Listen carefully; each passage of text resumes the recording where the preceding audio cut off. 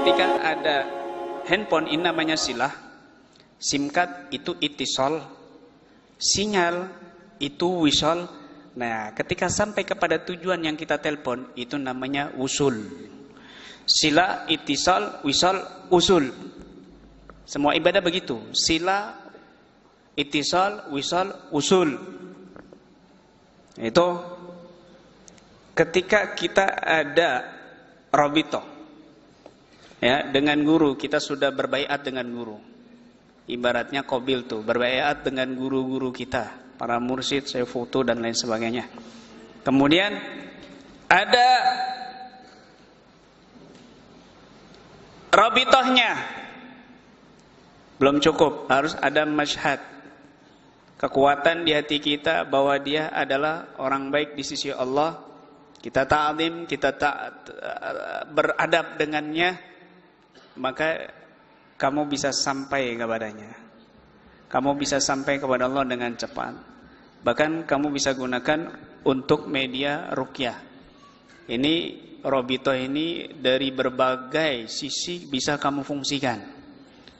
Makanya di sini kami kembangkan dan kami buat terobosan di dalam memahamkan kepada umat tentang robitoh, dan kita buktikan faktanya secara nyata. Bukan cuma teori tapi fakta. Tapi fakta orang-orang dulu begini. Mereka saling berkomunikasi, dulu nggak ada video call, dulu tidak ada handphone canggih seperti ini, Android, tapi mereka nyambung, sambung menyambung. Infonya lebih cepat daripada ngirim voice ataupun WhatsApp. Para wali terdahulu, ya. Dan ini panjenengan mungkin banyak yang paham tentang masalah robito saya dengan Fatihah, robito saya dengan ayat kursi, robito saya dengan salawat di video-video baik di YouTube ataupun di streaming. Ini sebenarnya bukti bahwa kita bisa menyambungkan robito seseorang. Bahkan ada di antara mereka setelah qabiltu, ketika saya arahkan, ketika kami untuk arahkan, bimbing, betul-betul merasakan guru kamu yang kamu anggap dia orang soleh selama kamu hidup, dan betul-betul membimbing kamu, bayangkan di hati kamu.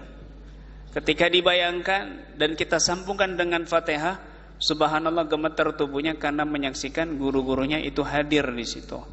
Bukan gurunya berarti hadir di situ, jenengan video call dari sini.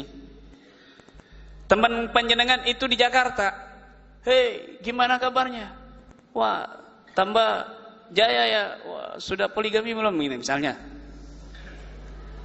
Maka di sini bukan berarti yang di Jakarta itu hadir di Bangkalan. Dimensi berbeda, dia di Jakarta bukan di dimensi Bangkalan. Ketika seseorang itu menyambungkan hatinya kepada Syekh Futu, kepada Syekh Tarbiyah, hadir sosoknya itu, syahsiyatuhu, kata Imam Ghazali, bukan berarti orang itu hadir di hadapan kamu, tapi hadirnya di dimensi yang berbeda.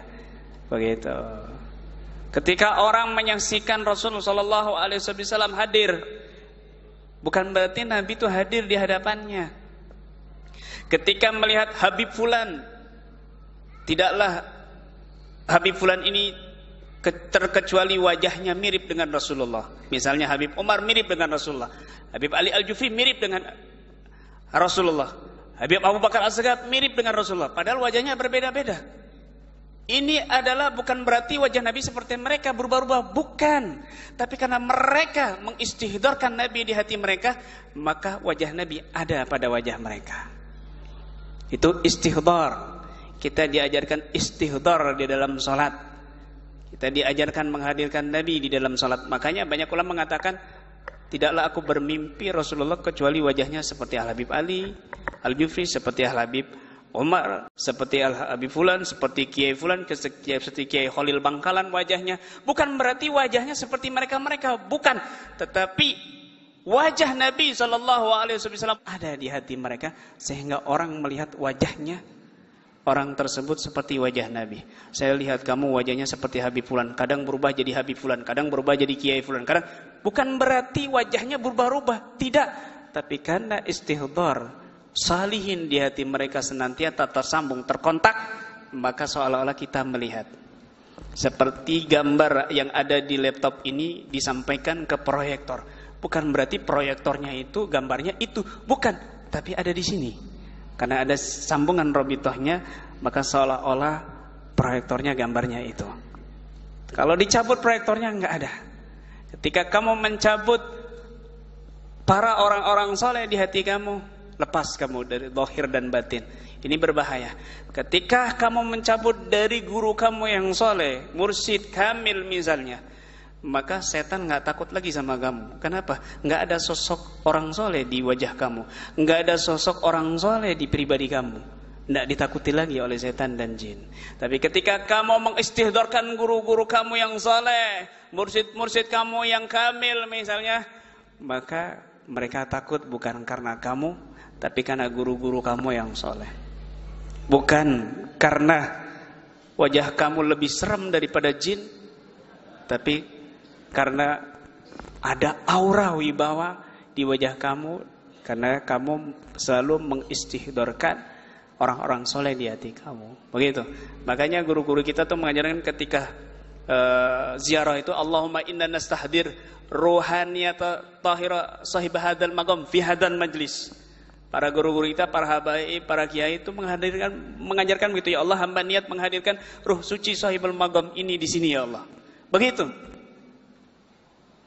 Supaya merasakan kehadirannya, supaya berasa duduk bersama mereka.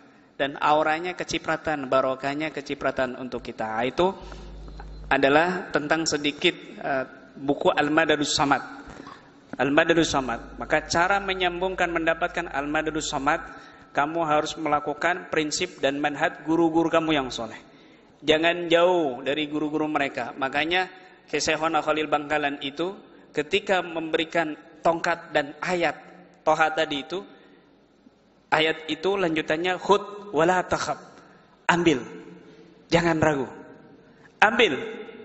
Ayo kembali ke tongkat ini. Ayo kembali ke prinsip tongkat yang diberikan oleh Syekhona Khalil Bangkalan.